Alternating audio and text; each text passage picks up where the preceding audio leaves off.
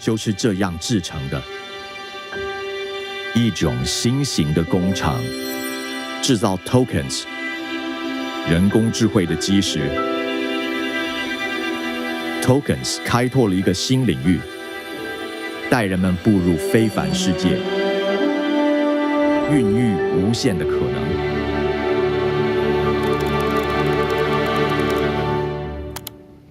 tokens 将图像化为科学数据，描绘宇宙天文，引领未来的探索者。在地球上，它复印我们的城市，帮助我们克服今日的困难。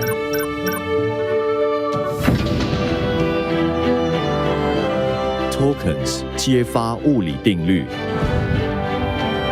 让我们更快抵达目的地。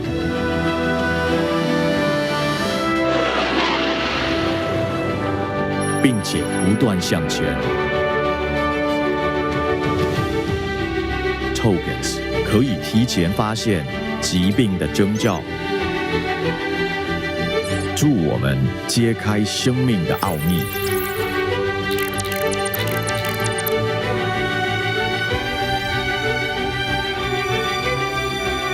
他们研究人体动作，协助我们达到最佳状态，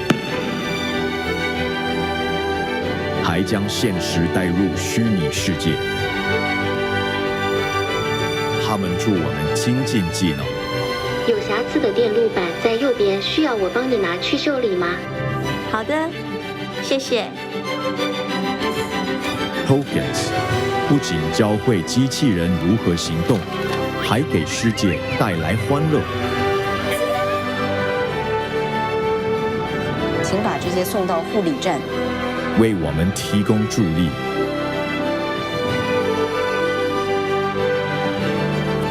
并让美好生活触手可及。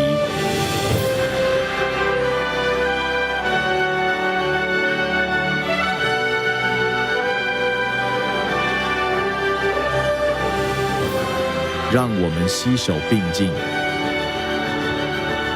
勇敢探索人类未曾想象的可能。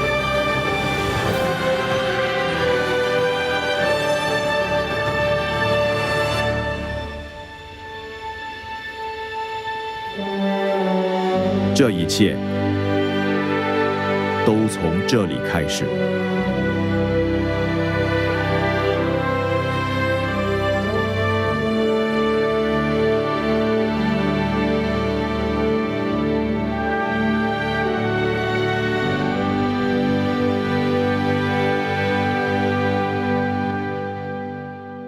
女士们、先生们，欢迎 NVIDIA 创办人暨执行长黄仁勋先生。Welcome to the stage, NVIDIA founder and CEO, Jensen Huang.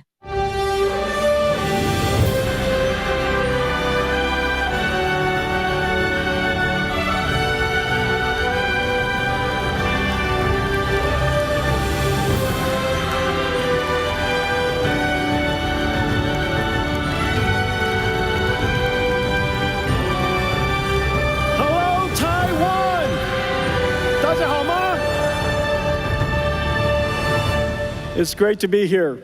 My parents are also in the audience. 我爸妈妈来，他们在哪里？ They're up there.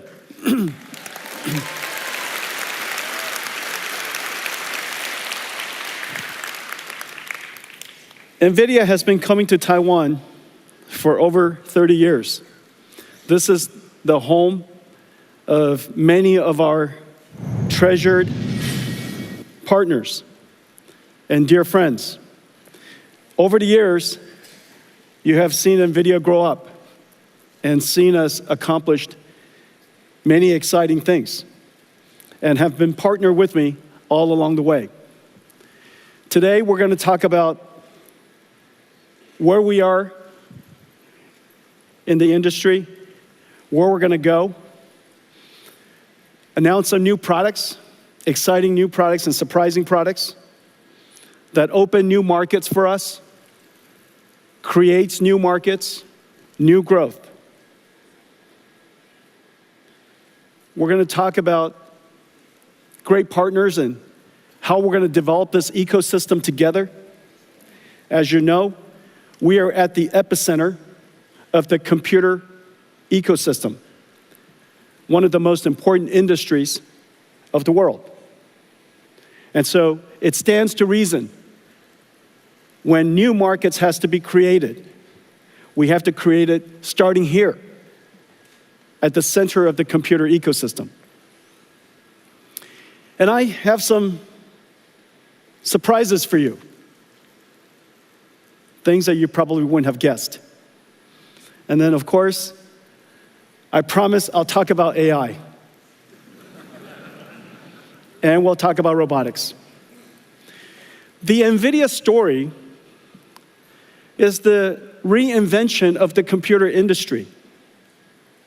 In fact, the NVIDIA story is also the reinvention of our company. As I said, I've been coming here for 30 years. Many of you have been through many of my keynotes. Some of you, all of them. And just as you reflect on the conversation, the things we talked about in the last 30 years, how dramatically changed. We started out as a chip company with a goal of creating a new computing platform. And in 2006, we introduced CUDA, which has revolutionized how computing is done. In 2016, 10 years later, we realized that a new computing approach has arrived. And this new computing approach requires a reinvention of every single layer of the technology stack. The processor is new, the software stack is new, it stands to reason the system is new. And so we invented a new system that on the day I announced it at GTC 2006, no one understood what I was talking about and nobody gave me a PO. That system was called DGX-1. DGX-1, I donated the first one to a nonprofit company called OpenAI. And it started the AI revolution.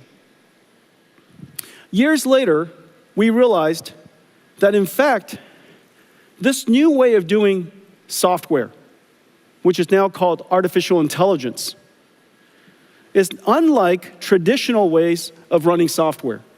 Whereas many applications ran on a few processors in a large data center, we call that hyperscale. This new type of application requires many processors working together, serving queries for millions of people. And that data center would be architected fundamentally different. We realized there were two types of networks. One for north-south, because you still have to control the storage, you still have to have a control plane, you still have to connect to the outside. But the most important network was going to be east-west. The computers talking to each other to try to solve a problem. We recognized the best networking company in east-west traffic for high-performance computing, large-scale distributed processing, a company that was very dear to our company and very close to our heart, a company called Mellanox, and we bought them 5 years ago, 2019. We converted an entire data center into one computing unit. And you heard me say before, the modern computer is an entire data center. The data center is a unit of computing. No longer just a PC, no longer just a server. The entire data center is running one job. And the operating system would change. NVIDIA's data center journey is now very well known. Over the last 3 years, you've seen some of the ideas that we're shaping and how we are starting to see our company differently. No company in history, surely no technology company in history, has ever revealed a roadmap for 5 years at a time. No one would tell you what is coming next. They keep it as a secret, extremely confidential. However, we realized that NVIDIA is not a technology company only anymore.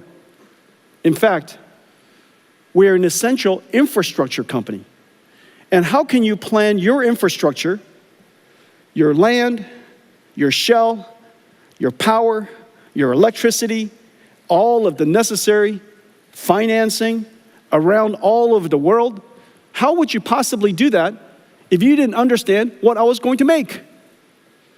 And so we described our company's roadmap in fair detail, enough detail that everybody in the world can go off and start building data centers. We realize now we are an AI infrastructure company.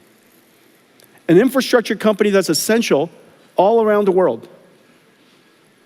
Every region, every industry, every company will build these infrastructures. And what are these infrastructure? These infrastructure, in fact,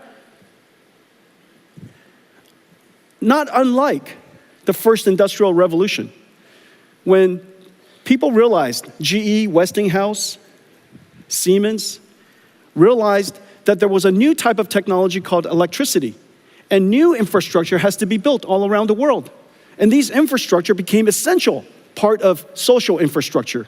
That infrastructure is now called electricity. Years later, this is during all of our generation, we realized there was a new type of infrastructure. And this new infrastructure was very conceptual, very hard to understand. And this infrastructure called information. This information infrastructure, the first time it was described, made no sense to anybody. But we now realized it is the internet. And every internet is everywhere, and everything is connected to it. Well, there's a new infrastructure now. This new infrastructure is built on top of the first two. And this new infrastructure is an infrastructure of intelligence. I know that right now, when we say there's an intelligence infrastructure, it makes no sense. But I promise you, in 10 years' time, you will look back and you will realize that AI has now integrated into everything. And in fact, we need AI everywhere. And every region, every industry, every country, every company, all needs AI. AI has now part of infrastructure.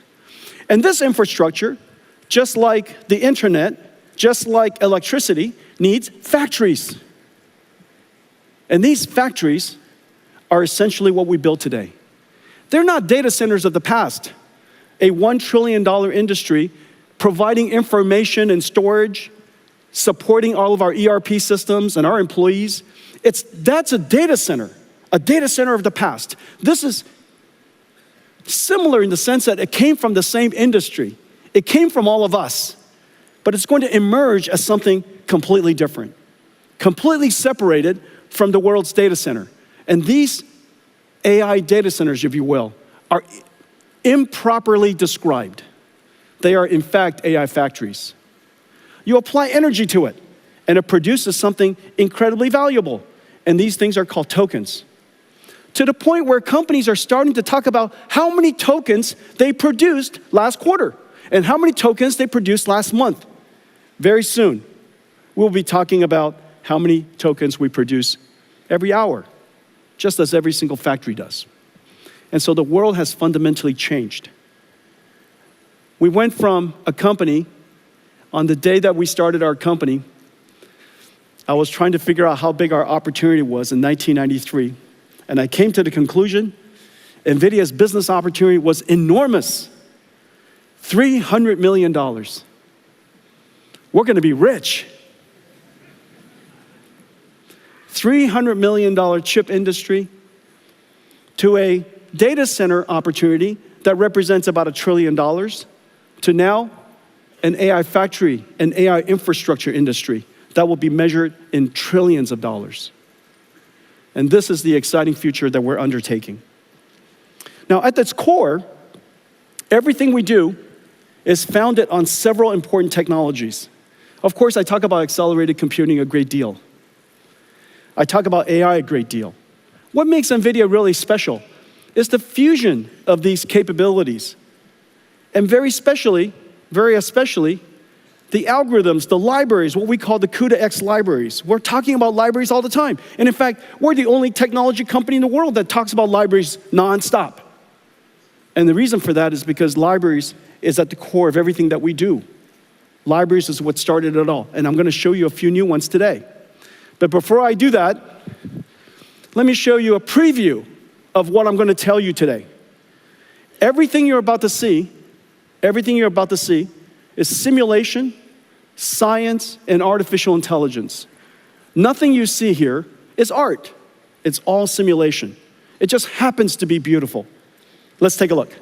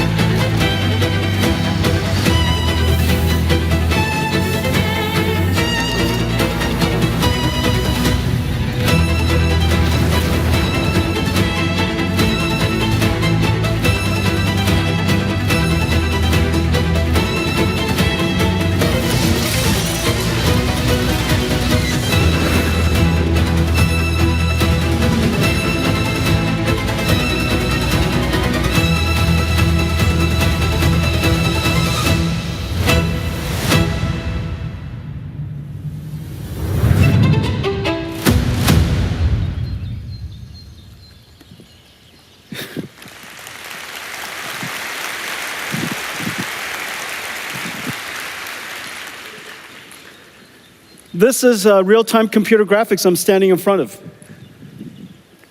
This is not a video, this is computer graphics. It's generated by GeForce. This is a brand new GeForce 5060, RTX 5060. And this is from ASUS. My good friend Johnny is in the front row. And this is from MSI. And we took this incredible GPU and we shrunk it in here. Does that make any sense? See, this is incredible. And so this is MSI's new laptop with 5060 in it. GeForce brought CUDA to the world. Right now what you're seeing is every single pixel is ray traced. How is that possible that we're able to simulate photon and deliver this kind of frame rate at this resolution? Well, the reason for that is artificial intelligence. We're only rendering 1 out of 10 pixels. So every pixel that you see, only 1 out of 10 is actually computed. The other 9, AI guessed. Does that make any sense? And it's perfect. It's completely perfect. It guessed it perfectly. Of course, the technology is called DLSS, neural rendering. It took us many, many years to develop. We started developing it the moment we started working on AI, so it's been a 10-year journey.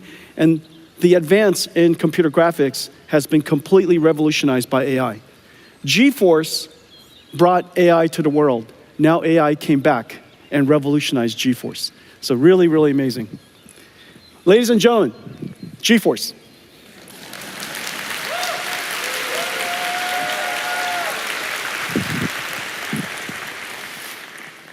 You know, when you're CEO, you have many children.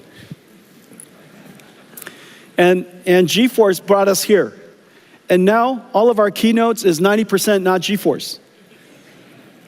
But it's not because we don't love GeForce. GeForce RTX 50 series just had its most successful launch ever, the fastest launch in our history. And PC gaming is now 30 years old. So that tells you something about how incredible GeForce is. Let's talk about libraries. At the core, of course, everything starts with CUDA. And by making CUDA as performant as possible, as pervasive as possible, so that the installed base is all over the world, then applications can find a CUDA GPU quite easily. The larger the installed base, the more developers want to create libraries. The more libraries, more amazing things are done, better applications, more benefits to users, they buy more computers. The more computers, more CUDA. That feedback path is vitally important. However, accelerated computing is not general purpose computing. General purpose computing, write software, everybody writes it in, Python or C or C++, and you compile it. The methodology for general purpose computing is consistent throughout. Write the application, compile the application, run it on a CPU. However, that fundamentally doesn't work in accelerated computing, because if you could do that, it would be called a CPU. What's the point of not just changing the CPU so you could write the software, compile the software, run it on a CPU? The fact that you would have to do something different is actually quite sensible. And the reason for that is because so many people worked on general purpose computing, trillions of dollars of innovation. How is it possible that all of a sudden a few widgets inside a chip and all of a sudden computers become 50 times faster, 100 times faster? That makes no sense. And so the logic that we applied is that we could accelerate applications if you understood more about it. You can accelerate applications if you were to create an architecture that are better suited to accelerate, to run at the speed of light, 99% of the runtime, and even though it's only 5% of the code, which is quite surprising. Most applications, small parts of the code consumes most of the runtime. We made that observation, and so we went after one domain after another. I just showed you computer graphics. We also have numerics. This is CuPy numeric. This is CuPy is the most pervasive numerical library. Arial and Shona.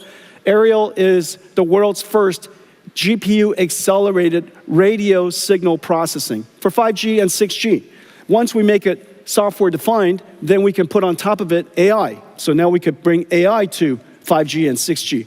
Parabricks for genomics analysis, MONAI for medical imaging, Earth-2 for weather prediction, cuQuantum for quantum classical computer architectures and computer systems, cuEquivariance and cuTensor, contraction of tensor mathematics, Megatron. This whole row, this whole column here consists of all of our deep learning and all of our libraries necessary for training as well as inference for deep learning. This revolutionized computing. And it all started with all these libraries. Not just CUDA, but cuDNN. On top of cuDNN, there was Megatron, then TensorRT LLM, and then now lately, this brand new operating system for large AI factories, Dynamo. cuDF for data frames like Spark and SQL. Structured data can be accelerated as well. cuML, classical machine learning. Warp, a Pythonic framework for describing CUDA kernels, incredibly successful. cuOpt, mathematical operations, optimizations, things like traveling salesperson, the ability to optimize highly constrained large number of variables type of problems like supply chain optimization. This is an incredible success. I'm very excited about cuOpt, cuDSS and cuSparse for sparse structure simulators. Those are used for CAE and CAD, fluid dynamics, finite element analysis, incredibly important for EDAs and CAE industry. And then of course, cuLitho, one of the most important libraries for computational lithography. Mask making could easily take a month. And that mask making process is extremely computationally intensive. And now with cuLitho, we could accelerate that computation by 50 times, 70 times. As a result, this is going to set the stage, open the world for applying AI to lithography in the future. We have great partners here. TSMC is using cuLitho quite extensively. ASML, Synopsys, excellent partners working with us in cuLitho. So the libraries themselves is what makes it possible for us, one domain of application after another domain of science, after another domain of physics, to be able to accelerate those applications. But it also opens up markets for us. We look at particular regions and particular markets and we say, that area could really be important to transform to the new way of doing computing. If general purpose computing, after all these years, has run its course, why hasn't it run its course in every single industry? So one of the most important industries, of course, is telecommunications. Just as the world's cloud data centers have now become software-defined, it stands to reason that telecommunication should also be software-defined.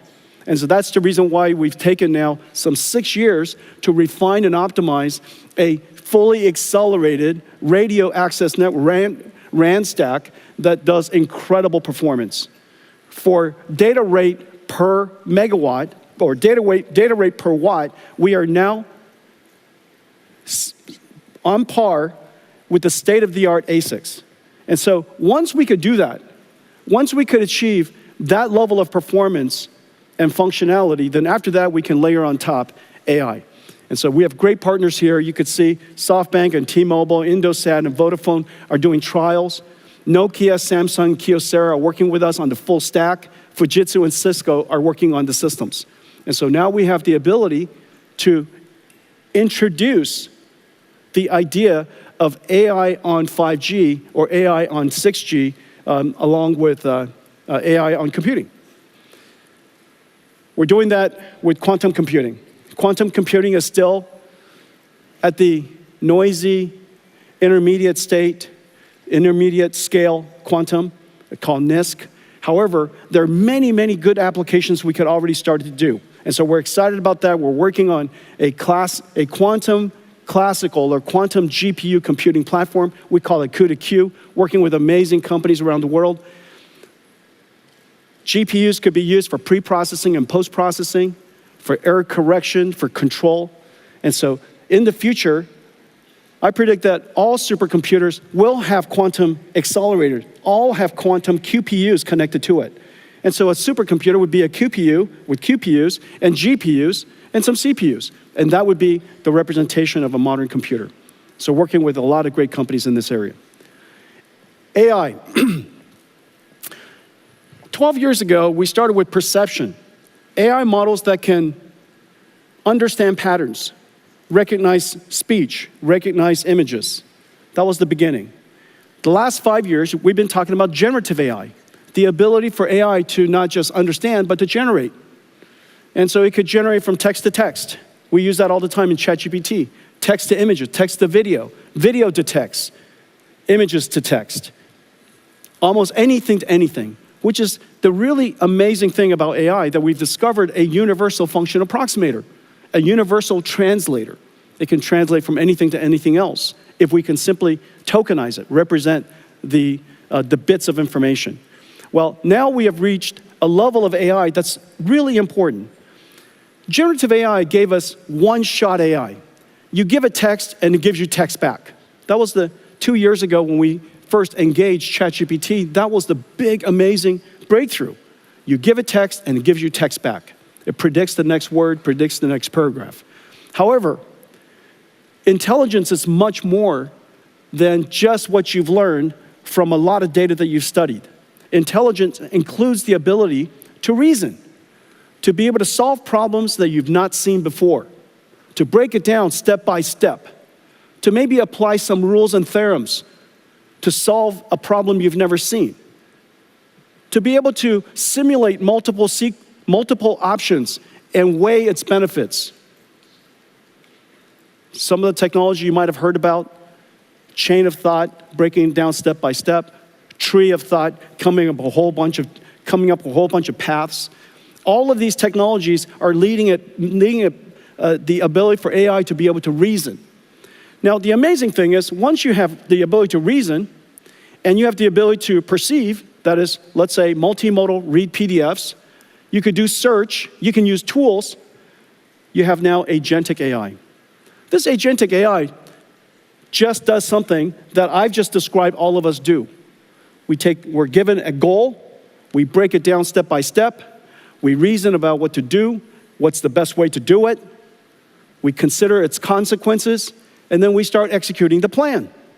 The plan might include doing some research, might include doing some work, using some tools. It might include reaching out to another AI agent to collaborate with it. Agentic AI is basically understand, think, and act. Well, understand, think, and act is the robotics loop. Agentic AI is basically a robot in a digital form. These are going to be really important in the coming years. We're seeing enormous progress in this area. The next wave, beyond that, is physical AI. AI that understands the world. They understand things like inertia, friction, cause and effect. That if I roll a ball and it goes under a car, depending on the speed of the ball, it probably went to the other side of the car. But the ball did not disappear. Object permanence. You might be able to reason that if there's a table in front of you and you have to go to the other side, the best way to do it is not to go right through it. The best way is maybe go around it or underneath it. To be able to reason about these physical things is really essential to the next era of AI. We call that physical AI. And so in this particular case, you're seeing us simply prompt the AI, and it generates videos to train a self-driving car in different scenarios, and I'll show you more of that later. That's a dog. It said, generate me a dog, generate me one with a bird, with people. And it started out with the image on the left.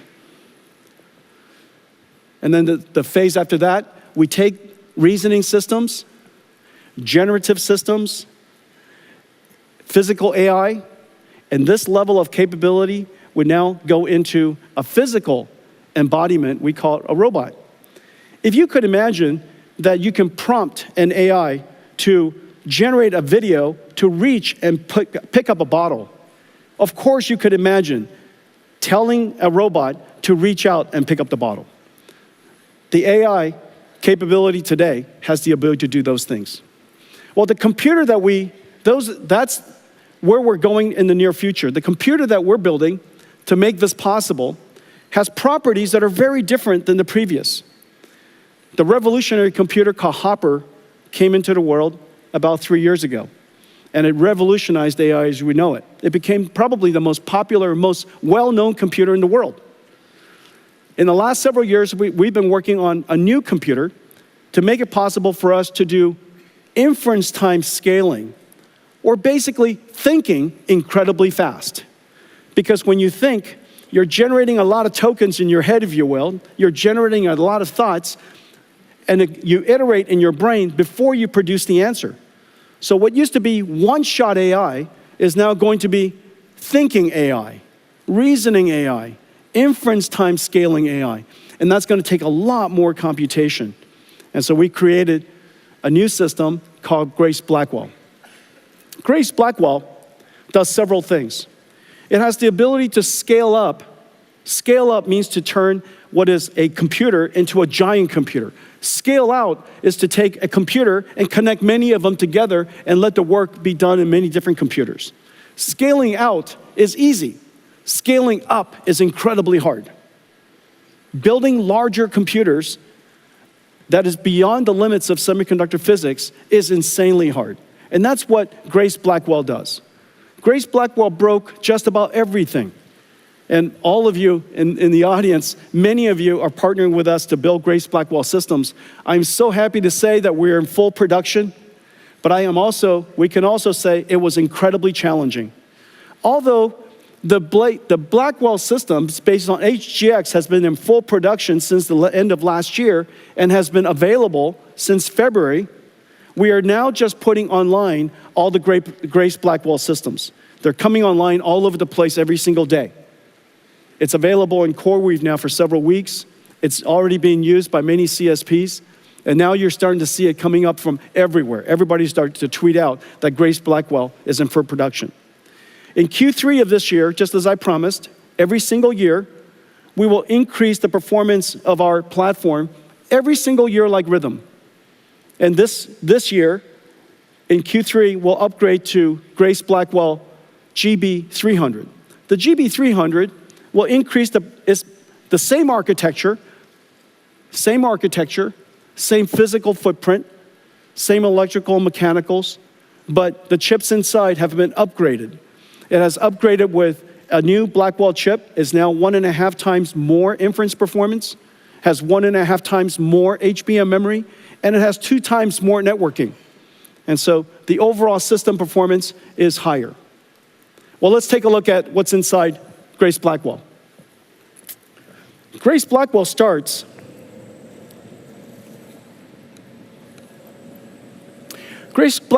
with this compute node. This compute node right here, this is one of the compute nodes. This is what the last generation looks like, the B200. This is what B300 looks like. Notice right here in the center, it's 100% liquid cooled now, but otherwise, externally, it's the same. You could plug it into the same systems and same chassis. And so this is the Grace Blackwell GB300 system. It's 1.5 times more inference performance. The training performance is about the same, but the inference performance is 1.5 times more. Now this particular system here is 40 petaflops, which is approximately the performance of the Sierra supercomputer in 2018. The Sierra supercomputer has 18,000 GPUs, Volta GPUs. This one node here replaces that entire supercomputer. 4,000 times increase in performance in 6 years. That is extreme Moore's law. Remember, I've said before that AI, NVIDIA has been scaling computing by about 1 million times every 10 years. And we're still on that track. But the way to do that is not just to make the chips faster. There's only a limit to how fast you can make chips and how big you can make chips. In the case of Blackwell, we even connected 2 chips together to make it possible. TSMC worked with us to invent a new CoWoS process called CoWoS-L that made it possible for us to create these giant chips. But still, we want chips way bigger than that. And so we had to create what is called NVLink. This is the world's fastest switch. This NVLink here, right here, is 7.2 terabytes per second. 9 of these go into that rack. And those 9 switches are connected by this miracle. This is quite heavy. That's because I'm quite strong. I made it look so light, but this is 70 pounds. And so this is the NVLink spine. 2 miles of cables, 5,000 cables structured, all coaxed, impedance matched, and it connects all 72 GPUs to all of the other 72 GPUs across this network called NVLink switch. 130 terabytes per second of bandwidth across the NVLink spine. So just put in perspective, the peak traffic of the entire internet, is 900 terabits per second. Divide that by 8. This moves more traffic than the entire internet. One NVLink spine across this 9 of these NVLink switches so that every single GPU can talk to every other GPU at exactly the same time. This is the miracle of GB200.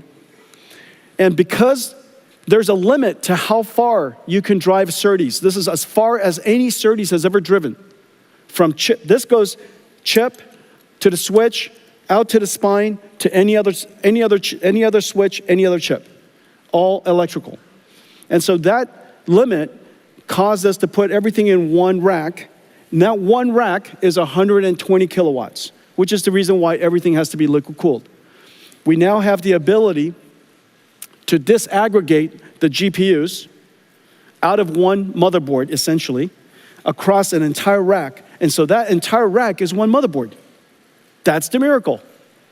Completely disaggregated, and now the GPU performance is incredible, the amount of memory is incredible, the networking bandwidth is incredible, and now we can really scale these out. Once we scale it up, then we can scale it out into large systems.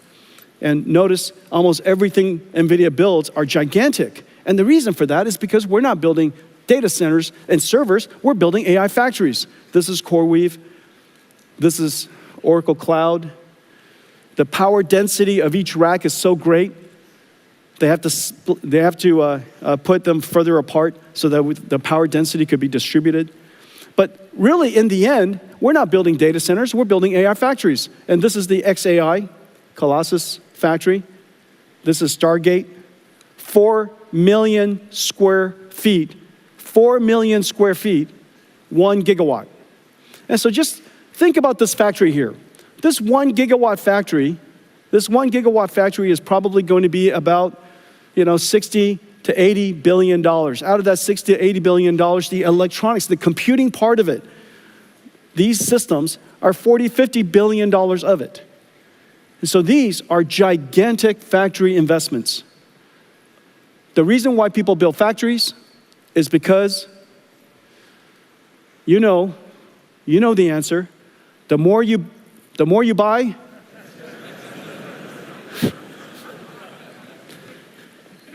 say it with me. The more you buy, the more you make. That's what factories do. Okay.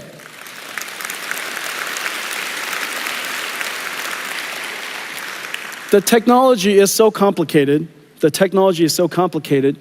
And in fact, just looking at it here, you still cannot get the deep appreciation of the amazing work that's being done in all of our partners and all of the companies here in the audience in Taiwan. And so we made you a movie. I made you a movie. Take a look.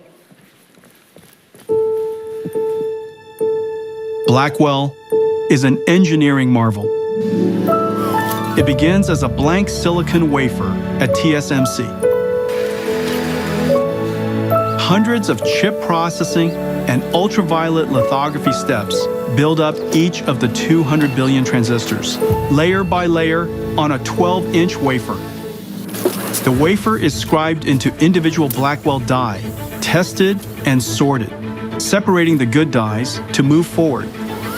The chip-on-wafer-on-substrate process, done at TSMC, SPIL, and Amkor, attaches 32 Blackwell dies and 128 HBM stacks on a custom silicon interposer wafer.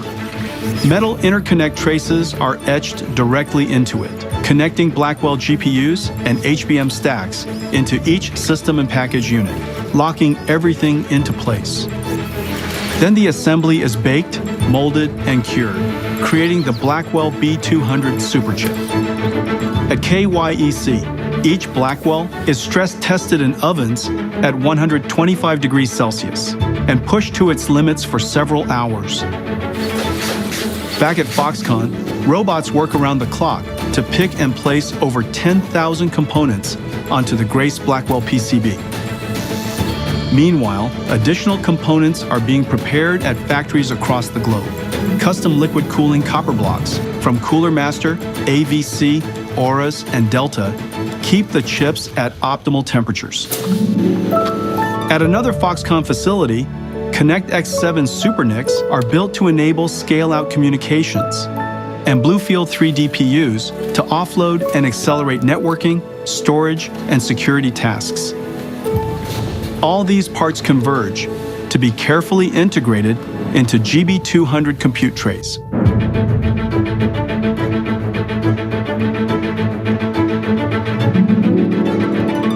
NVLink is the breakthrough high-speed link that NVIDIA invented to connect multiple GPUs and scale up into a massive virtual GPU.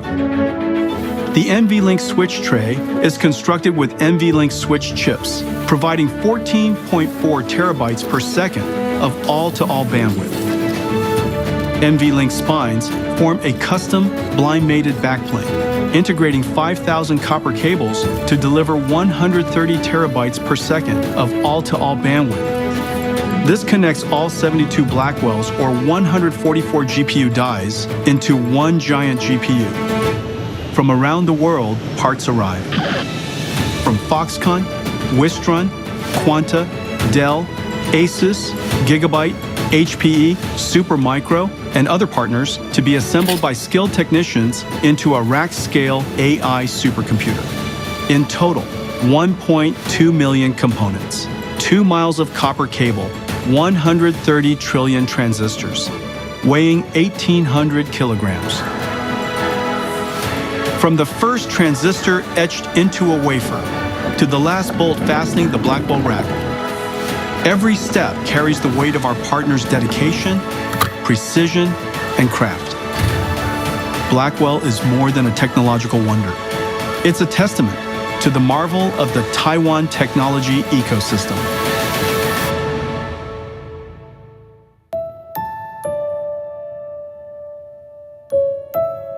We couldn't be prouder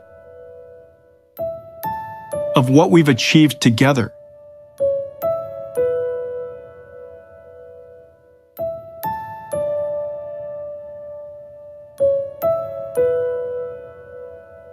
Thank you, Taiwan.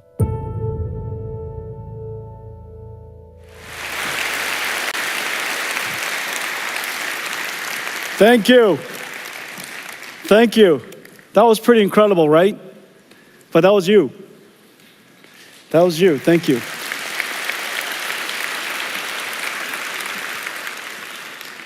Well, Taiwan doesn't just build supercomputers for the world. Today, I'm very happy to announce that we're also building AI for Taiwan. And so today we're announcing that Foxconn, Taiwan, the Taiwanese government, NVIDIA, TSMC, we're going to build the first giant AI supercomputer here for the AI infrastructure and the AI ecosystem of Taiwan. Thank you.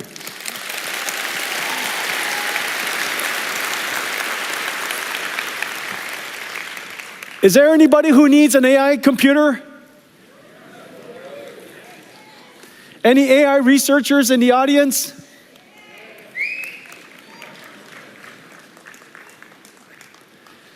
Every single student, every researcher, every scientist, every startup, every large established company, TSMC themselves does enormous amounts of AI and scientific research already.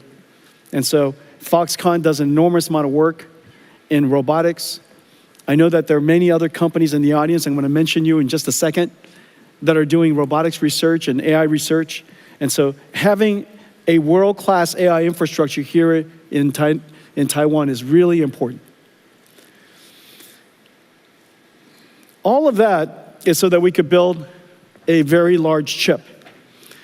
And NVLink and Blackwell, this generation, made it possible for us to create these incredible systems. Here's one from Pegatron and QCT and Wistron and WeWin. This is from Foxconn and Gigabyte and Asus. And you could see the front and the back of it. And its entire goal is to take these Blackwell chips that are, you could see how big they are, and turn it into one massive chip. Now, the ability to do that, of course, was made possible by NVLink. But it understates the complexity of the system architecture the rich software ecosystem that connects it all together, the entire ecosystem of 150 companies that came together to build this architecture and the entire ecosystem in technology, in software, in industry has been the work of 3 years. This is a massive industrial investment. And now, we would like to make it possible for anybody who wants to build data centers. It could be a whole bunch of NVIDIA GB200s or 300s and accelerated computing systems from NVIDIA. It could be somebody else. And so today, we're announcing something very special. We're announcing NVIDIA NVLink Fusion. NVLink Fusion is so that you can build semi-custom AI infrastructure. Not just semi-custom chips, because those are the good old days. You want to build AI infrastructure, and everybody's AI infrastructure could be a little different. Some of you could have a lot more CPUs, and some of it could have a lot more NVIDIA GPUs, and some of it could be somebody's semi-custom ASICs. And those systems are so insanely hard to build. And they're all missing this one incredible ingredient. This incredible ingredient called NVLink. NVLink so that you could scale up these semi-custom systems and build really powerful computers. And so today we're announcing the NVLink Fusion. NVLink Fusion kind of works like this. This is the NVIDIA platform, 100% NVIDIA. You got NVIDIA CPU, NVIDIA GPU, the NVLink switches, the networking from NVIDIA called Spectrum-X or InfiniBand, NICs, network interconnects, switches, and all of the entire system, the entire infrastructure built end-to-end. Now, of course, you can mix and match it if you like, and we now today make it possible for you to mix and match it even at the compute level. This would be what you would do using your custom ASIC. And we have great partners I'll announce in a second who are working with us to integrate your special TPU or your special ASIC, your special accelerator. And it doesn't have to be just a transformer accelerator. It could be an accelerator of any kind that you would like to integrate into a large scale-up system. We create an NVLink chiplet. It's basically a switch that abuts right up to your chip. There's IP that will be available to integrate into your semi-custom ASIC. And then once you do that, it fits right into the compute boards that I mentioned, and it fits into this ecosystem of an AI supercomputer that I've shown you. Now, maybe what you would like is you would like to use your own CPU. You've been building your own CPU for some time, and maybe your CPU has built a very large ecosystem, and you would like to integrate NVIDIA into your ecosystem. And now we make it possible for you to do that. You could do that by building your custom CPU. We provide you with our NVLink chip-to-chip interface into your ASIC. We connect it with NVLink chiplets, and now it connects and directly abuts into the Blackwell chips and our next generation Rubin chips. And again, it fits right into this ecosystem. This incredible body of work now becomes flexible and open for everybody to integrate into. And so your AI infrastructure could have some NVIDIA, a lot of yours. A lot of yours, you know, and a lot of CPUs, a lot of ASICs, maybe a lot of NVIDIA GPUs as well. And so in any case, you have the benefit of using the NVLink infrastructure and the NVLink ecosystem, and it's connected perfectly to Spectrum-X. And all of that, you know, is industrial strength and has the benefit of an enormous ecosystem of industrial partners who have already made it possible. So this is the NVLink Fusion.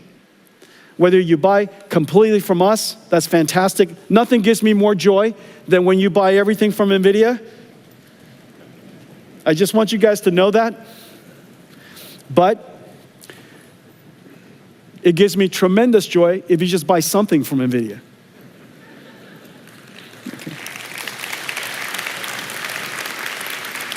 And so we have some great partners. L-Chip, Astera Labs, Marvell, and one of our great partners, MediaTek, are going to be partnering with us to work with ASIC or semi-custom customers, hyperscalers, who would like to build these things, or CPU vendors who would like to build these things, and they would be their semi-custom ASIC provider. We also have Fujitsu and Qualcomm who are building their CPUs with NVLink to integrate into our ecosystem. And Cadence and Synopsys, we've worked with them to transfer our IP to them so that they can work with all of you and make that IP available to all of your chips. So this ecosystem is incredible, but this just highlights the NVLink Fusion ecosystem. Once you work with them, you instantly get integrated into the entire larger NVIDIA ecosystem that makes it possible for you to scale up into these AI supercomputers. Now let me talk to you about some new product categories.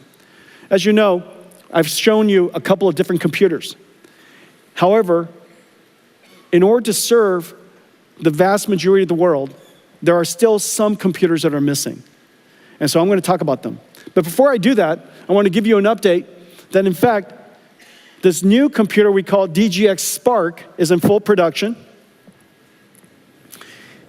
DGX Spark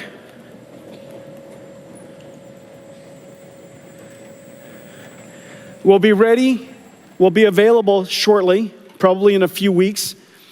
We have tremendous partners working with us: Dell, HPI, ASUS, MSI, Gigabyte, Lenovo. Incredible partners working with us. And this is the DGX Spark. This is actually a production unit. This is our version. However, our partners are building a whole bunch of different versions. This is designed for AI native developers. If you're a developer, you're a student, you're a researcher, and you don't want to keep opening up the cloud and getting it prepared, and then when you're done scrubbing it, okay? But you would just like to have your own, basically your own AI cloud sitting right next to you, and it's always on, always waiting for you. It allows you to do your prototyping, early development, and this is what's amazing. This is DGX Spark. It's 1 petaflops and 128 gigabytes. In 2016, when I delivered DGX1, this is just the bezel. I can't lift the whole computer. It's 300 pounds. This is DGX1. This is 1 petaflops and 128 gigabytes. Of course, this is 128 gigabytes of HBM memory, and this is 128 gigabytes of LPDDR5X.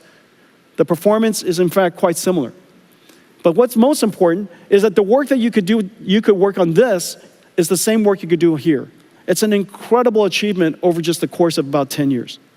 Okay, so this is DGX Spark for anybody who would like to have their own AI supercomputer.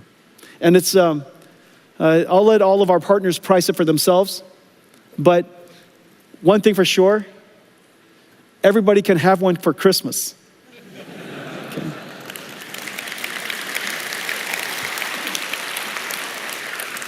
Okay, I've got another computer I want to show you. If that's not enough, and you would still like to have your own personal, thank you, Janine. This is Janine Paul, ladies and gentlemen. If that one isn't big enough for you, here's one. This is another desk side. This is also going to be available from Dell and HPI, ASUS, Gigabyte, MSI, Lenovo. It'll be available from Box, from Lambda, amazing workstation companies. And this is going to be your own personal DGX supercomputer. This computer is the most performance you can possibly get out of a wall socket. You could put this in your kitchen, but just barely. If you put this in your kitchen and then somebody runs the microwave, I think that's the limit. And so this is the limit. This is the limit of what you can get out of a wall outlet. And this is a DGX station. The programming model of this and the giant systems that I showed you are the same.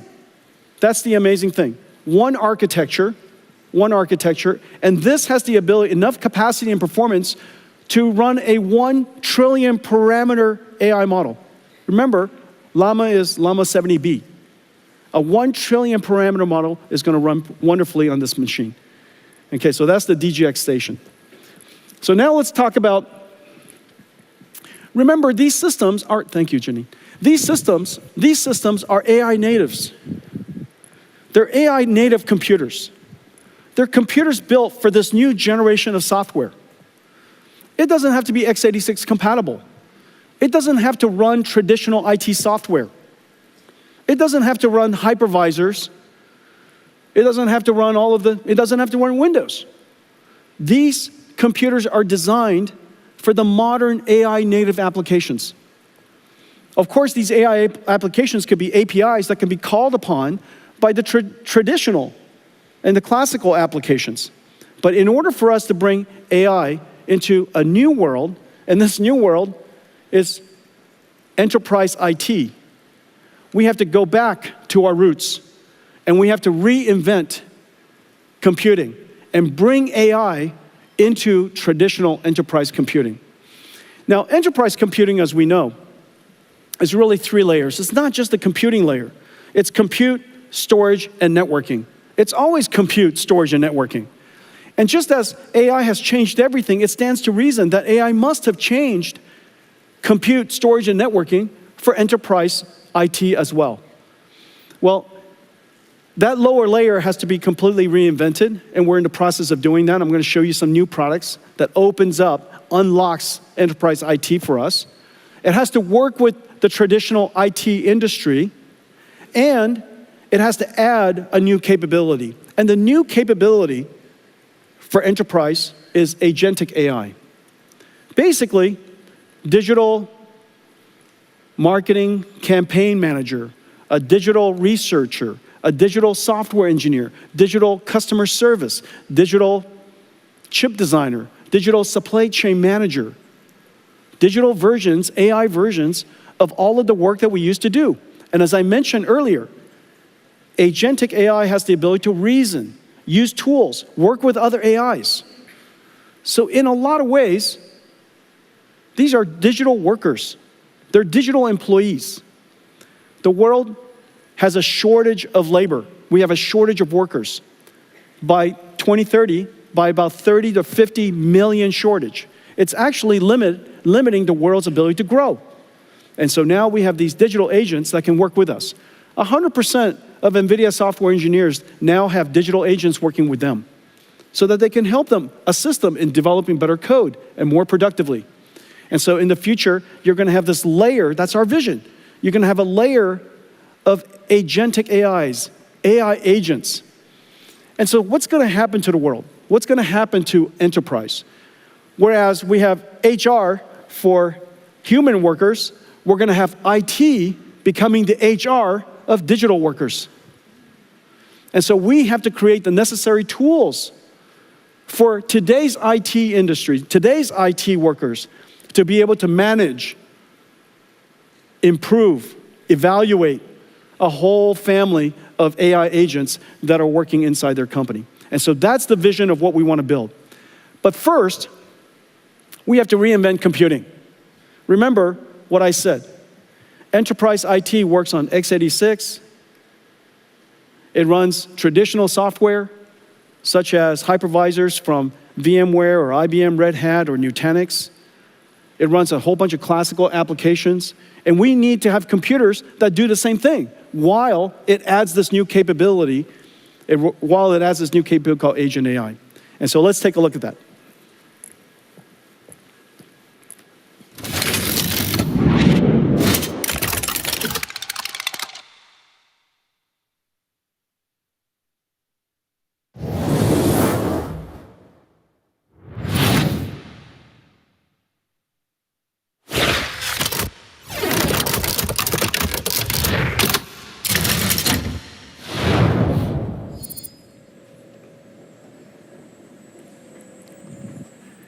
Okay, this is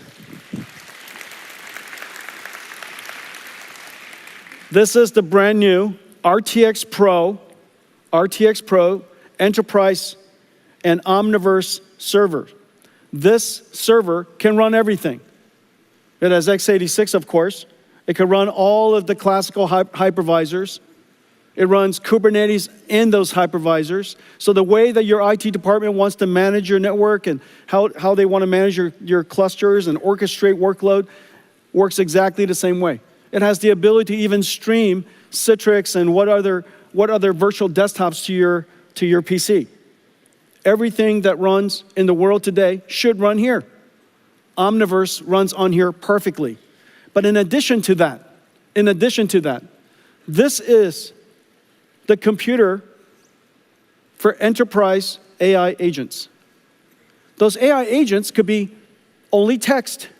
Those AI agents could also be computer graphics. Little TJs, coming to you, little toy Jensens coming to see you, helping you do work. And so those AI agents could be either in text form, it could be in graphics form, it could be in video form. All of those workloads work on this system. No matter the modality, every single model that we know of in the world, every application that we know of should run on this. In fact, even Crysis works on here. Okay, so anybody who's a GeForce gamer? There are no GeForce gamer in the room.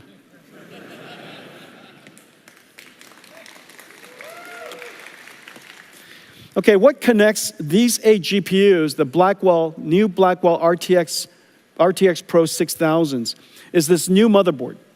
This new motherboard is actually a switched network. CX8 is a new category of chips. It's a switch-first, networking chip second. It's also the most advanced networking chip in the world. This is now in volume production, CX8.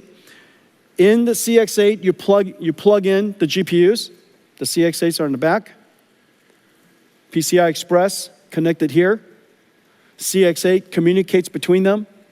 And the networking bandwidth is incredibly high at 800 gigabits per second. And this is the transceiver that plugs into here. So each one of these GPUs have their own networking interface. All of the GPUs are now communicating to all of the other GPUs on east-west traffic. Incredible performance. Now, the surprising part is this, how incredible it is. So this is RTX Pro. This is the performance, and I showed you guys at GTC how to think about performance in the world of AI factories. The way to think about this is throughput. This is tokens per second, which is the y-axis. The more output your factory, the more tokens you produce, okay? So throughput is measuring tokens per second. However, every AI model is not the same. And some AI models require much more reasoning. And so you need those AI models, you need the performance per user to be very high. So the tokens per second per user has to be high. And this is the problem with factories. Factories either like to have high throughput or low latency, but it doesn't like to have both. And so the challenge is how to create an operating system that allows us to have high throughput, the y-axis, while having very low latency, which is the y-axis, interactivity, tokens per second per user. And so this chart tells you something about the overall performance of the computer, of the overall computer of the factory. Look at all of those different colors. It represents the different ways you have to configure all of our GPUs to achieve the performance. Sometimes you need pipeline parallelism. Sometimes you want expert parallelism. Sometimes you want a batch. Sometimes you want to do speculative decoding. Sometimes you don't. And so all of those different types of algorithms have to be applied separately and differently depending on the workload. And the Pareto, the outside area, the overall area of that curve represent the capability of your factory, okay? And so notice something. Hopper is this is the most famous computer in the world, Hopper H100, the HGX, $225,000. Hopper is down there. And the Blackwell server you just saw, the enterprise server, is 1.7 times its performance. But this is amazing. This is Llama 70B. This is DeepSeek R1. DeepSeek R1 is 4 times. Now the reason for that, of course, the DeepSeek R1 has been optimized, and this is the DeepSeek R1 is genuinely a gift to the world's AI industry. The amount of computer science breakthrough is really quite significant and has really opened up a lot of great research for researchers in the United States and around the world. Everywhere I go, DeepSeek R1 has made a real impact on how people think about AI and how think about inference and how think about reasoning AIs. They've made a great contribution to the industry and to the world. And so this is DeepSeek R1. The performance is 4 times the state-of-the-art H100. That kind of puts it in perspective, okay? And so if you're building enterprise AI, we now have a great server for you. We now have a great system for you. It's a computer you could run anything on.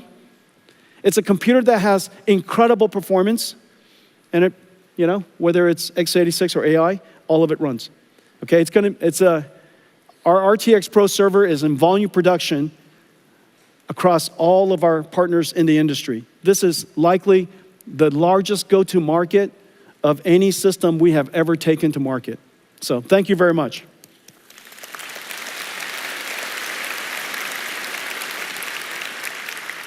The compute platform is different. The storage platform is different. And the reason for that is because humans query structured databases like SQL. People query structured databases like SQL. But AI wants to query unstructured data. They want semantic, they want meaning. And so we have to create a new type of storage platform. And this is the NVIDIA AI Data Platform. On top, just as SQL servers, SQL software, and file storage software from your storage vendors that you work with, there's a layer of very complicated software that goes with storage. Most storage companies, as you know, is mostly a software company. That software layer is incredibly complicated. And so on top of a new type of storage system is going to be a new query system we call IQ, NVIDIA AIQ or IQ. And it's really state-of-the-art, it's fantastic. And working with basically everybody in the storage industry. Your future storage is no longer CPUs sitting on top of a rack of storage. It's going to be GPUs sitting on top of a rack of storage. And the reason for that is because you need the system to embed, find the meaning in the data, in the unstructured data, in the raw data. You have to index, you have to do the search, and you have to do the ranking. So that process is very compute intensive. And so most storage servers in the future will have a GPU computing node in front of it. It's based on the models that we create. Almost everything that I'm about to show you starts with great AI models. We create AI models. We put a lot of energy and technology into post-training of open AI models. We post-train these AI models with data that is completely transparent to you. It is safe and secure data, and it's completely okay to use to train, and we make that list available to you to see. And so it's completely transparent. We make the data available to you. We post-train the models, and our post-trained model performance is really incredible. It's right now, downloadable open source reasoning model. The Llama Nemotron reasoning model is the world's best. It's been downloaded tremendously. And also, we also surround it with a whole bunch of other AI models so that you can do what is called IQ, the retrieval part of it. It's 15 times faster than what's available out there, 50% better query results. And so these models are available, all available to you. The IQ blueprint are open source. And we work with the storage industry to integrate these models into their storage stack, their AI platform. This is VAST. This is what it looks like. I'm not going to go into it. I just want to give you a texture of the AI models that are integrated into their platform. Let's take a look at what VAST has done. Agentic AI changes how businesses use data to make decisions.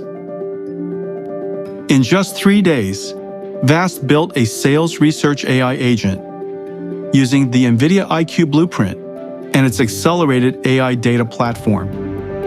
Using Nemo Retriever, the platform continuously extracts, embeds, and indexes data for fast semantic search. First, the agent drafts an outline, then taps into CRM systems, multimodal knowledge bases, and internal tools. Finally, it uses Llama Nematron to turn that outline into a step-by-step sales plan. Sales planning that took days now starts with an AI prompt and ends with a plan in minutes. With Vast's accelerated AI data platform, organizations can create specialized agents for every employee.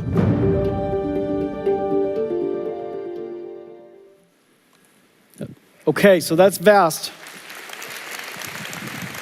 Dell has a great AI platform, one of the world's leading storage vendors.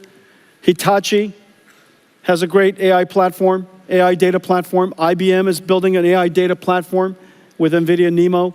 NetApp is building an AI platform. As you could see, all of these are open to you. And if you're building an AI platform with a semantic query AI in front of it, NVIDIA NeMo is the world's best. Okay, so that gives you now compute for enterprise and storage for enterprise. The next part is a new layer of software called AI Ops. Just as supply chain has their ops and HR has their ops, in the future, IT will have AI ops. And they will curate data, they'll fine-tune the models, they'll evaluate the models, guardrail the models, secure the models, and we have a whole bunch of libraries and models necessary to integrate into the AI Ops ecosystem. We got great partners to help us do that, to take it to market for us. CrowdStrike is working with us. Data IQ is working with us. Data Robots is working with us. You can see these are all AI operations creating fine-tuning models and deploying models for agentic AI in enterprise. And you could see NVIDIA libraries and models integrated all over it. So Data Robots, here's Data Stacks. This is Elastic. I think I heard somewhere that they're downloaded 400 billion times. This is Nutanix. This is Red Hat. This is Trend Micro here in Taiwan. I think I saw Eva earlier. Okay, hi Eva. Okay, weights and biases. Okay, and so that's it. This is how we're gonna bring the world and bring to the world's enterprise IT the ability to add AI to everything that you do. You're not gonna rip out everything from IT, the enterprise IT organizations, because companies have to run. But we can add AI into it. And now we have systems that are enterprise ready with ecosystem partners, incredible ecosystem partners. I think I saw Jeff earlier. There's Jeff Clark, the great Jeff Clark. Been coming to Taiwan for as long as I have been coming to Taiwan, and has been a partner of yours for a long time. So there's Jeff Clark. And so our ecosystem partners, Dell and others, are going to take this platform, these platforms, to the world's enterprise IT. Okay, let's talk about robots. So agent AIs, agentic AIs, AI agents, a lot of different ways to say it, agents are essentially digital robots. Reason for that is because a robot perceives, understands, and plans. And that's essentially what agents do. But we would like to build also physical robots. And these physical robots, first, it starts with the ability to learn to be a robot. The ability to learn to be a robot can't be done in the physical world productively. You have to create a virtual world where the robot can learn how to be a good robot. That virtual world has to obey the laws of physics. Most physics engines don't have the ability to, with fidelity, deal with rigid and soft body simulation. And so we partner with DeepMind, Google DeepMind, and Disney Research to build Newton, the world's most advanced physics engine. It's going to be open sourced in July. It's incredible what it can do. It's completely GPU accelerated. It's differentiable, so you could learn from experience. It is incredibly high fidelity. It's super real time. And so we could use that Newton engine, and it's integrated into Mujoko. It's integrated into NVIDIA's Isaac Sim. So irrespective of the simulation environment and framework you use. And so with that, we can bring these robots to life.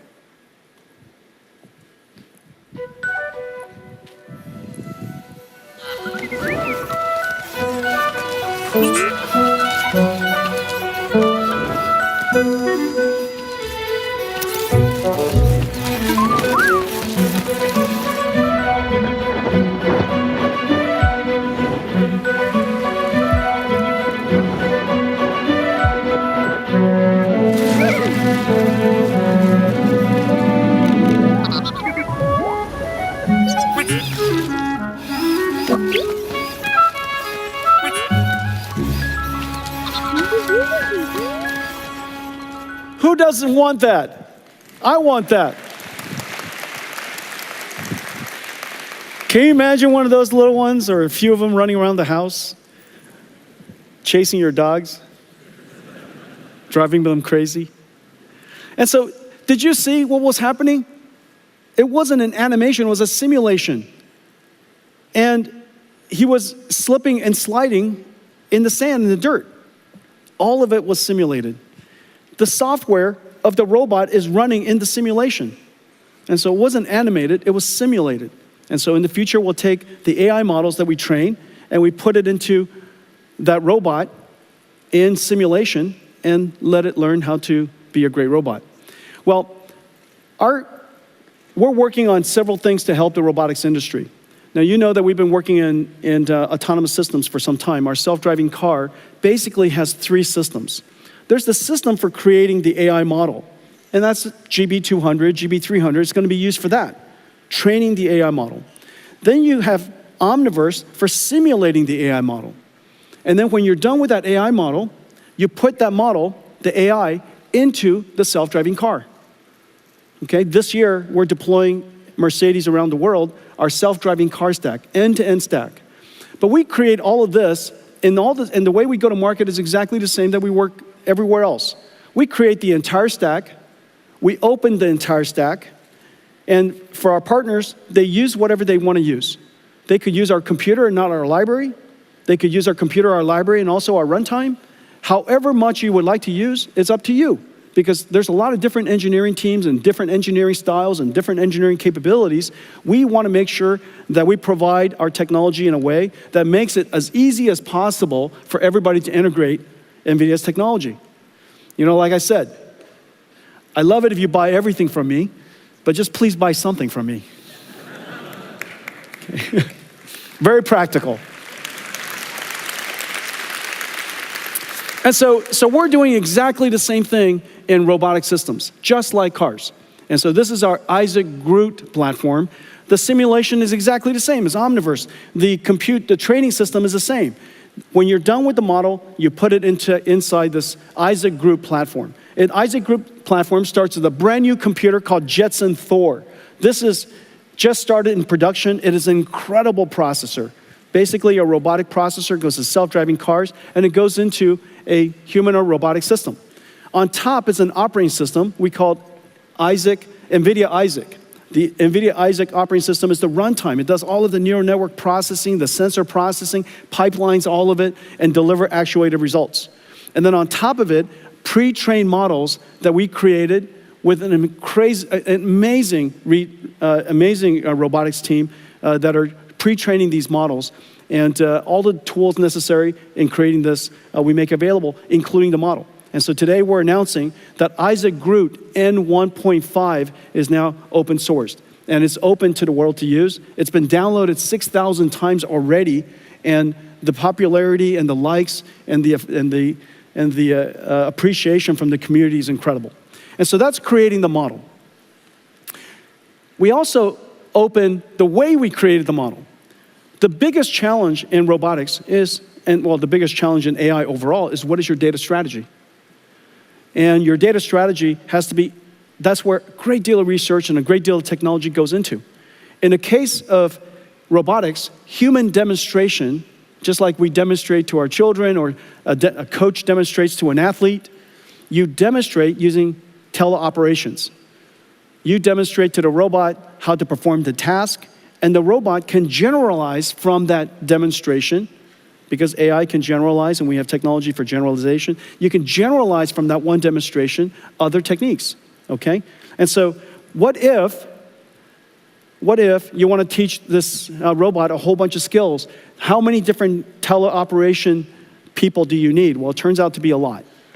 And so what we decided to do was use AI to amplify the human demonstration systems. And so this is essentially going from real to real and using an AI to help us expand, amplify the amount of data that was collected during human demonstration to train an AI model. Let's take a look. The age of generalist robotics has arrived. with breakthroughs in mechatronics, physical AI, and embedded computing.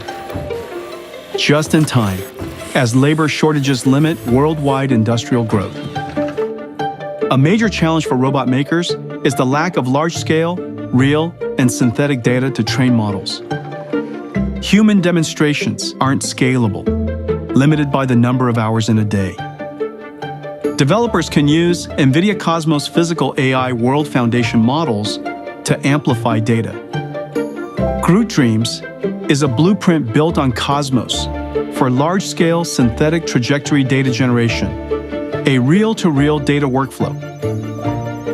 First, developers fine-tune Cosmos with human demonstrations recorded by teleoperation of a single task in a single environment. Then, they prompt the model with an image and new instructions to generate dreams, or future world states. Cosmos is a generative model, so developers can prompt using new action words without having to capture new teleop data. Once a large number are generated, Cosmos reasons and evaluates the quality of each dream, selecting the best for training. But these dreams are still just pixels. Robots learn from actions. The Groot Dreams blueprint generates 3D action trajectories from the 2D dream videos. This is then used to train the robot model. Groot Dreams lets robots learn a huge variety of new actions with minimal manual captures. So a small team of human demonstrators can now do the work of thousands. Groot Dreams brings developers another step closer to solving the robot data challenge.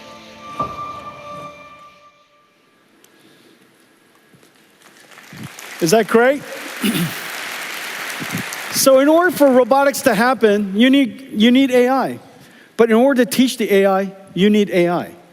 And so this is really the great thing about the era of agents, where we need a large amount of synthetic data generation, robotics, a large amount of synthetic data generation, and skill learning called fine-tuning, which is a lot of reinforcement learning, and enormous amount of compute.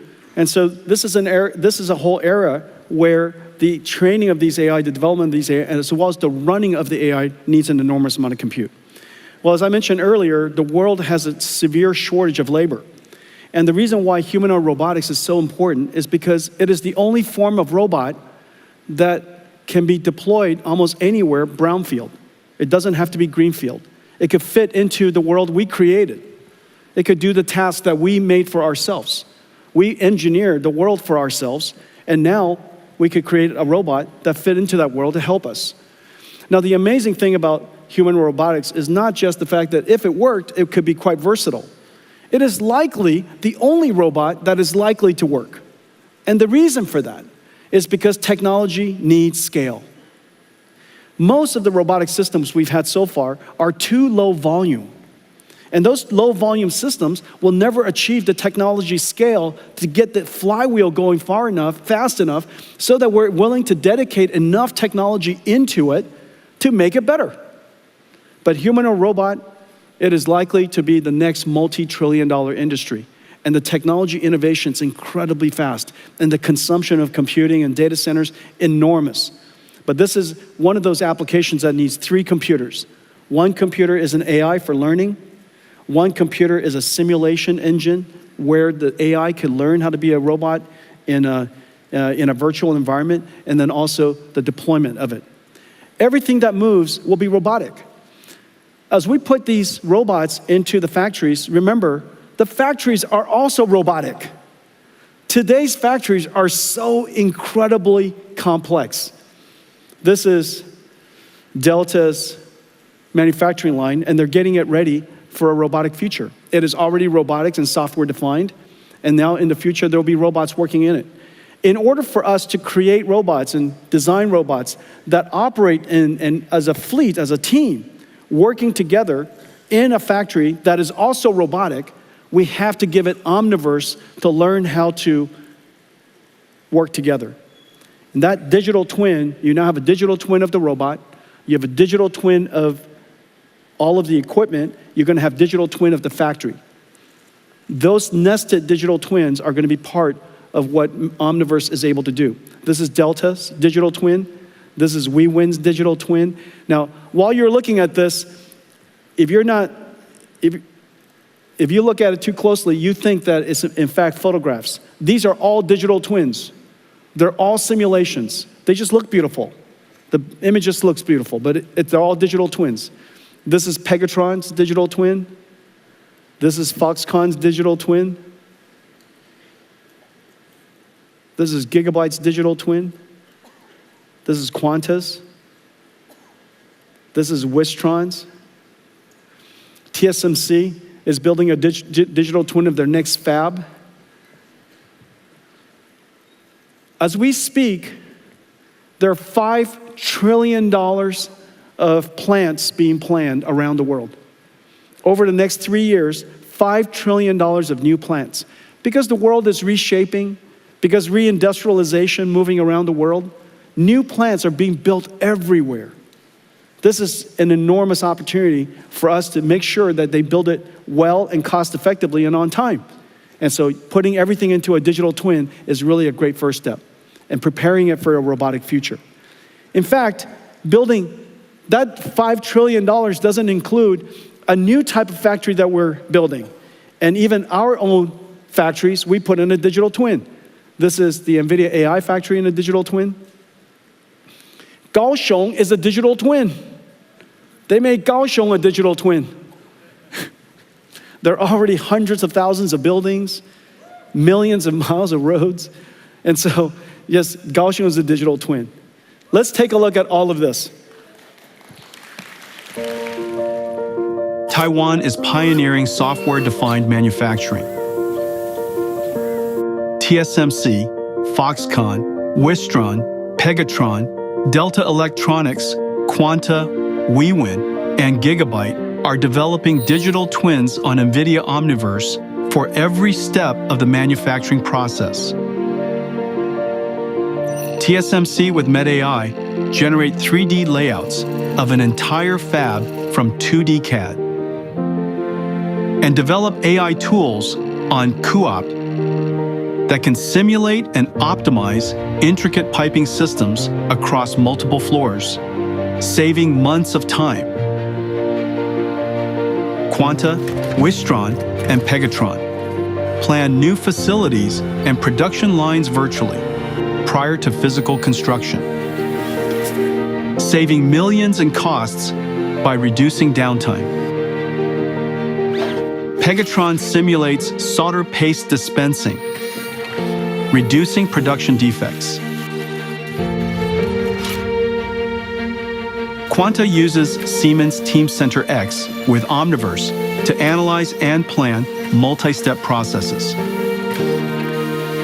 Foxconn, Wistron, and Quanta simulate power and cooling efficiency of test data centers with Cadence Reality Digital Twin. And to develop physical AI-enabled robots, each company uses its digital twin as a robot gym to develop, train, test, and simulate robots. Whether manipulators, AMRs, humanoids, or vision AI agents as they perform their tasks, or work together as a diverse fleet. And when connected to the physical twin with IoT, each digital twin becomes a real-time interactive dashboard. Pegatron uses NVIDIA Metropolis to build AI agents who help employees learn complex techniques. Taiwan is even bringing digital twins to its cities. Linker Vision and the city of Kaohsiung use a digital twin to simulate the effects of unpredictable scenarios and build agents that monitor city camera streams, delivering instant alerts to first responders.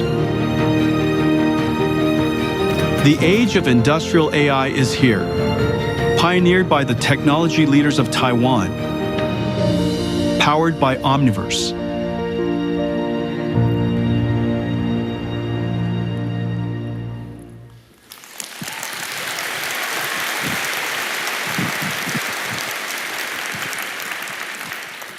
My entire keynote is your work. It's so excellent. Well, it stands to reason that Taiwan, at the center of the most advanced industry, the epicenter where AI and robotics is going to come from, it stands to reason that this is an extraordinary opportunity for Taiwan. This is also the largest electronics manufacturing region in the world. And so it stands to reason that AI and robotics will transform everything that we do. And so it's really quite extraordinary that for one of the first times in history, that the work you do has revolutionized every industry, and now it's going to come back to revolutionize yours. At the beginning, I said that GeForce brought AI to the world, and then AI came back and transformed GeForce. You brought AI to the world. AI will now come back and transform everything that you do. It's been a great pleasure working with all of you. Thank you.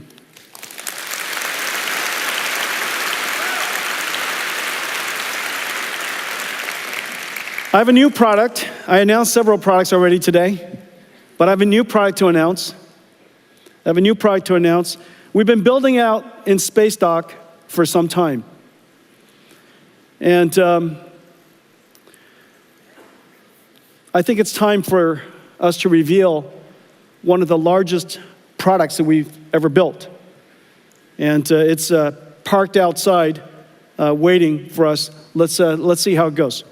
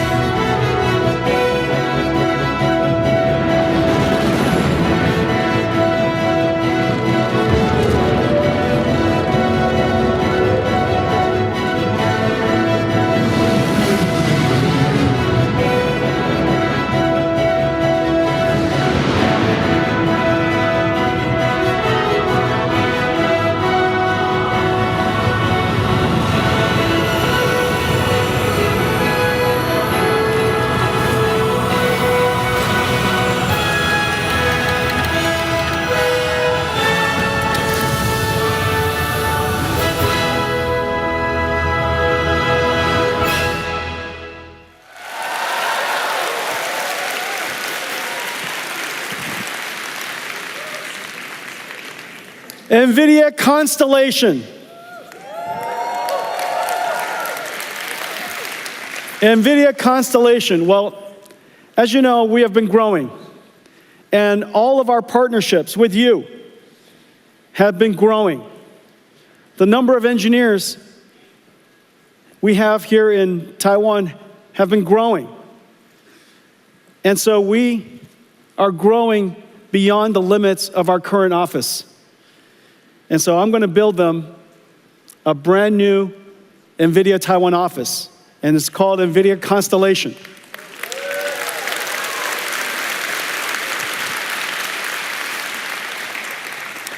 We've also been selecting the sites. And all of the mayors and all the different cities have been very kind to us, and I think we got some nice deals. I'm not sure. It seems quite expensive. But prime real estate is prime real estate. And so today, I'm very pleased to announce that NVIDIA Constellation will be at Beitou Shiling.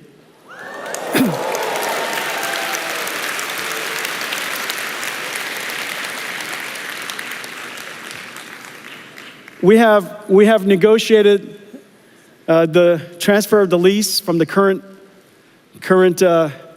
owners of that lease.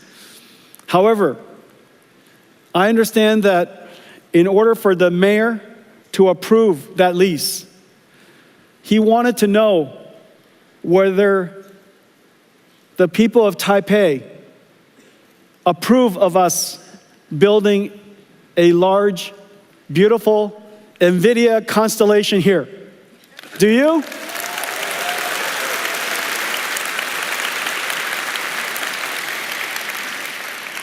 He also asked for you to call him.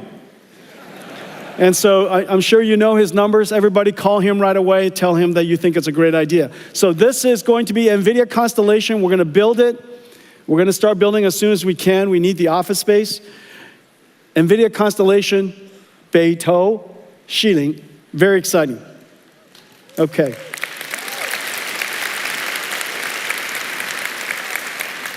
Well, I want to thank all of you. I want to thank all of you for your partnership over the years. We are at a once-in-a-lifetime opportunity. It is not an understatement to say that the opportunity ahead of us is extraordinary. For the very first time in all of our time together, not only are we creating the next generation of IT, we've done that several times. From PC to internet to cloud to mobile cloud, we've done that several times.